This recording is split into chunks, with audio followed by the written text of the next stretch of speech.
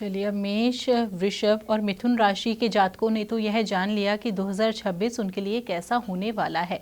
अब कर्क राशि के जातकों को भी इंतजार होगा बेसब्री से कि हम उनके लिए भी प्रिडिक्ट करें कि 2026 उनके लिए कैसा रहने वाला है और उन्हें क्या विशेष सावधानियां अपनानी चाहिए और क्या कुछ विशेष रेमेडीज अपनानी चाहिए। तो चलिए इसी के बारे में अब बात कर लेते हैं। आचार्य जी, बात करना चाहेंगे अब कर्क राशि के जातकों के बारे में कि उनके लिए 2026 कैसा होने वाला है, क्या विशेष सावधानियां वो अपने जीवन में बरतें और साथ ही साथ क्या विशेष रेमेडीज अपनाएं। कर्क राशि वालों के लिए देखिए, सबसे ज़रूरी है कि कॉम्बिनेशन को समझें तो कहीं ना कहीं चीज़ें जो हैं वो अपने आप बैलेंस होने लगती हैं। कर्क राशि वालों की अगर मैं बात करता हूं तो ये जो आपके लगन के जो स्वामी हैं, 2026 का जो हमारा जो हिंदू कैलेंडर का जो पंचांग है, हिंदू पंचांग है, जब वो स्टार्ट होगा तो चंद्रमा तीसरे भाव में गोचर कर रहे हैं। हालांकि परिस्थितियां थोड़ी सी नाजुक हैं, तीसरे भाव में चंद्रमा जो है वो इतने अच्छे रिजल्ट नहीं देते, तो अपनी भावनाओं को कंट्रोल करना है 2026 के लिए। मैं आपको यही कहूँगा। दूसरे भाव में केतु विराजमान है। केतु दूसरे भाव के अंदर कहीं ना कहीं आपके जो तर्क वितर्क हैं, यानी अपनी जो लैंग्वेज है उसको आपको समझना ज़रूरी है। यानी आप जो किसी से बात कर रहे हो तो आप मिस कम्युनिकेशन समझोगे चीज़ों को, आप कहोगे कुछ, व्यक्ति समझेगा कुछ। और जैसा मैंने कहा कि भावनाएं, यानी कि अपनी भावनाओं में बह के इमोशनली या बहुत ज़्यादा प्रैक्टिकली भी नहीं होना, बहुत ज़्यादा इमोशनली भी होना, ये कर्क राशि वालों के लिए मैं आपको बता रहा हूँ। इसके बाद अगर मैं बात करता हूँ, देखिए अष्टम भाव में मंगल, राहु और बुध का कॉम्बिनेशन। हालांकि बुध यहाँ से निकल जाएंगे, मंगल भी 1 महीने के बाद यहाँ से राशि परिवर्तन कर लेंगे, लेकिन यहाँ पे राहु विराजमान है।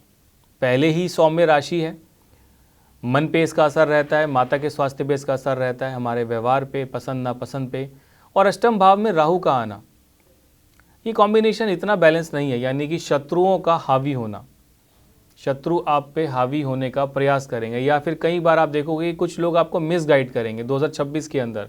कर्क राशि वालों, इस चीज़ को समझना बहुत ज़्यादा ज़रूरी है कि आप चीज़ों को समझें, ध्यान से समझें, क्योंकि अष्टम भाव गुप्त शत्रु, लंबी चलने वाली बीमारियां, अचानक से होने वाली घटनाएं।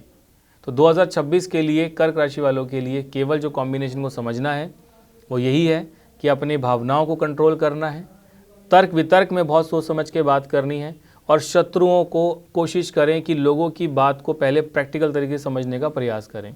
भाग्य भाव की अगर मैं बात करता हूँ तो देखिए, भाग्य भाव में मंदाक दोष लगा हुआ है।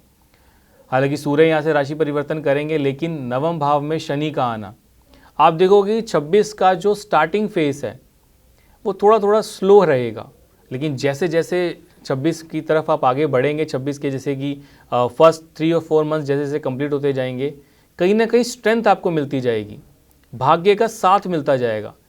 अब तक जो परिस्थितियां थीं वो कहीं ना कहीं 2025 से बेटर होने वाली हैं। यानी कर्क राशि वालों के लिए, चाहे वो प्रेम की बात है, चाहे वो फाइनेंस की बात है, करियर की बात है, भाग्य भाव में शनि का होना, ये धीरे धीरे अब जो शनि है वो मार्गी अवस्थाओं में है, ये धीरे धीरे आपके ट्रैक को और फार बेटर करते जा रहे हैं। परिस्थितियां जो है कहीं ना कहीं और फार बेटर होती जा रही हैं। अब मैं बात करूं 12वें भाव में बृहस्पति का आना, तो अगर आप एजुकेशन सेक्टर से हैं तो ये भी पॉसिबिलिटीज़ हैं कि विदेशों से आपको ऑफ़र आए स्टडीज़ के लिए, आप वहाँ जा सकते हैं।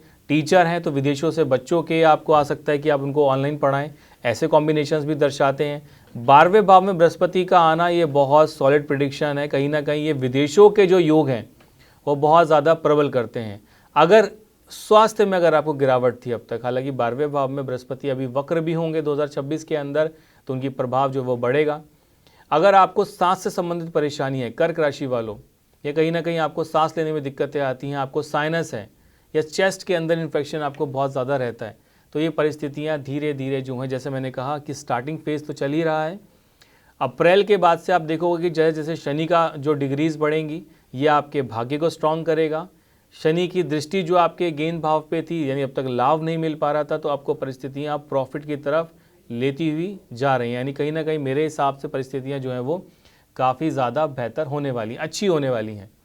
इसको और कैसे बेहतर आप कर सकते हैं, सबसे अच्छा तरीका क्या है? देखिए, कर्क राशि वालों के लिए मैं यही कहता हूँ, थोड़ी सी आप खीर बनाओ, उसमें थोड़े से आप बादाम डालो, आप मिश्री भी, उसमें किशमिश भी आप डाल सकते हैं। एक अच्छी सी थोड़ी सी खीर बना के ये बाहर आप जाके गरीबों को दान करो।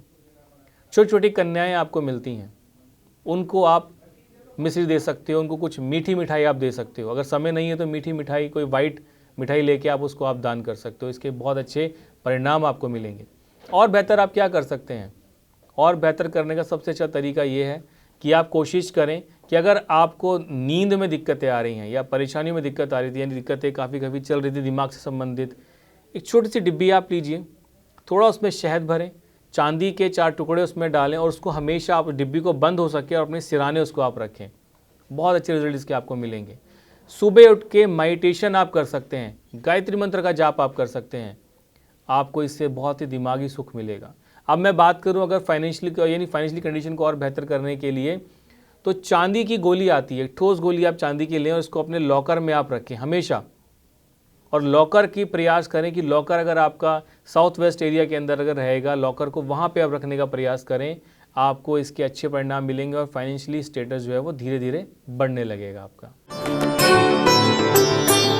आप हमारे संतवाणी चैनल को सब्सक्राइब करें, वीडियो को लाइक करें, शेयर करें और हाँ, बेल आइकन पर क्लिक करना बिल्कुल ना भूलें ताकि हमारी किसी भी वीडियो की सूचना सबसे पहले आपको मिले।